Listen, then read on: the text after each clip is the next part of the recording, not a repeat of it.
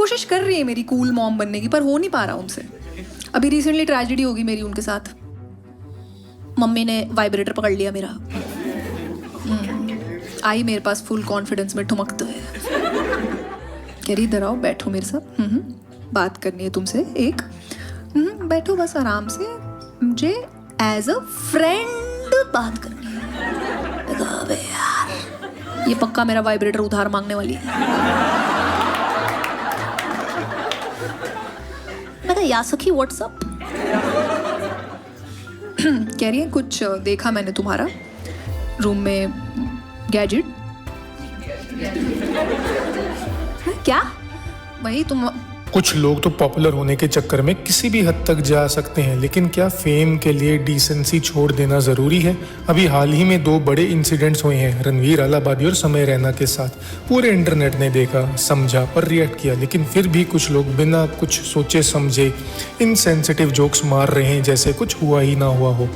Stand up comedy का मतलब कब से वल्गैरिटी हो गया भाई। स्वाति सचदेवा नाम के कॉमेडियन ने रिसेंटली एक सेट में ऐसा घटिया, चीप और वाहियात जोक किया कि पूरी कॉमेडी कम्युनिटी की इज्जत को ठेस पहुंच गई।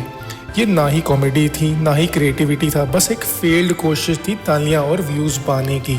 सवाल ये उठता है कि आप सच में रिस्पेक्ट के लायक हो जब आपके जोक्स माँ बाप जैसे पवित्र रिश्ते को भी नहीं छोड़ते, जब आप हंसी के नाम पे बेइज्जती बेच रहे हो। आज भी कॉमेडी में क्लास है, ग्रेस है, लोगों को सच में हंसाने वाले आर्टिस्ट हैं आज भी, जैसे रजत चौहान, अनिर्बन दास गुप्ता, अभिजीत गांगुली। इनकी कॉमेडी में मजाक होता है, क्राउड वर्क होता है, रिलेटेबल कंटेंट होता है, लेकिन वल्गैरिटी तो बिल्कुल भी नहीं होती। किसी के परिवार पे अटैक कभी भी नहीं होता। स्वाति जैसे कॉमेडियंस को सोचना होगा कि जब आपके पास टैलेंट नहीं होता तभी आप कंट्रोवर्सी और वल्गैरिटी का सहारा लेते हो।